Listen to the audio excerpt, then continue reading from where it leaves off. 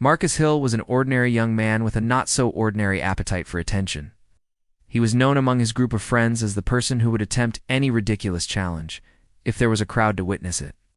He had eaten fiery peppers until his face turned crimson. He had tried to balance spoons on every part of his body. And he once attempted to drink an entire gallon of milk in one sitting. And none of these challenges had gone particularly well, but Marcus never stopped. He lived for the cheers, the laughter, and the thrill of claiming he had tried something outrageous. One Saturday afternoon, as the group sat in the living room surrounded by empty pizza boxes, someone brought up the idea of the chicken nugget challenge. The challenge was simple but absurd. The participant had to eat 100 chicken nuggets in a single sitting without stopping. Marcus's eyes lit up at once. 100 chicken nuggets. That sounds easy, he declared. His friends laughed because they knew Marcus would never back down from a dare. They quickly pulled out their phones to record the spectacle. Within an hour, Marcus returned from the fast food restaurant carrying several large bags filled with golden fried nuggets. The smell filled the room. His friends lined up the boxes on the table like a bizarre buffet. There they sat, 100 nuggets, glistening under the light, daring him to try. Marcus rubbed his hands together dramatically. "This is going to be legendary," he said as he sat down. His friends cheered and began the countdown. They shouted, "Go!" Marcus picked up the first nugget and popped it into his mouth. The first 10 nuggets disappeared quickly. He dipped them into sauce and smiled with confidence. By the time he reached 20, he was still going strong. His friends clapped and shouted encouragement. "You got this, Marcus. You are a machine." However, when Marcus reached 30 nuggets, the excitement began to fade from his face. He slowed down. The nuggets that had once seemed crisp and delicious were beginning to feel heavy and greasy. Each bite took longer to chew. His friends noticed the shift and leaned in eagerly, waiting to see what would happen. At 50 nuggets, Marcus leaned back in his chair, clutching his stomach.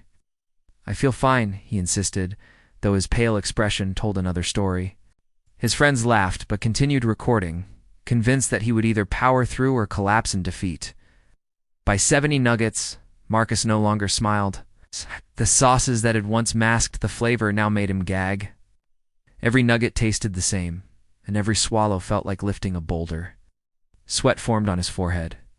His movements slowed to a crawl. He stared at the mountain of food still waiting for him, and regret washed over his face. "I should never have done this," he whispered. His friends cheered louder, thinking he was only being dramatic, but Marcus meant every word. When he finally forced down nugget number 80, Marcus dropped his head onto the table. He groaned loudly. "Why did I think this was a good idea?" His friends roared with laughter. Some begged him to quit, while others pushed him to continue. At 90 nuggets, Marcus looked utterly defeated. His hands trembled. His eyes glazed over as if he were staring into the void. He was no longer eating because he wanted to win. He was eating because he had come too far to quit. Finally, with the room silent and his friends watching in awe, Marcus picked up nugget number 100. He stared at it for a long time, muttered something about his poor life choices, and shoved it into his mouth. Chewing took nearly a full minute. When he finally swallowed, the room erupted in cheers. His friends shouted, clapped, and waved their phones, knowing they had recorded an internet legend in the making. Marcus did not celebrate. He leaned back in his chair, clutching his stomach with both hands. His face was pale, and he looked like a man who had climbed a mountain only to realize there was nothing at the top but pain. "Never again," he whispered hoarsely. "Never again." The next several minutes were filled with Marcus's groaning, stumbling around the room, and regretting every decision that had led him to this point. His friends, though sympathetic, could not stop laughing at his misery. They replayed the videos over and over, shouting, "Look at his face when he hit 70. By the end of the night, Marcus was lying on the couch, refusing to move. His friends placed an empty nugget box on his chest like a trophy. He did not laugh. He did not smile. He simply stared at the ceiling, a man forever changed. The next day, Marcus swore off chicken nuggets forever. The very sight or smell of them made him shudder.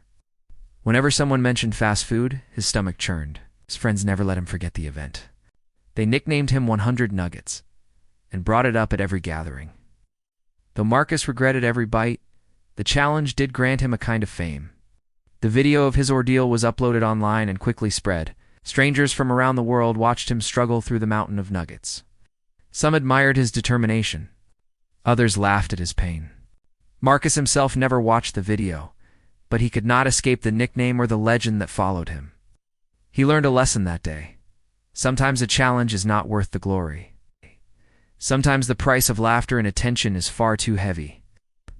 For Marcus, that price was exactly 100 chicken nuggets and an endless lifetime of regret.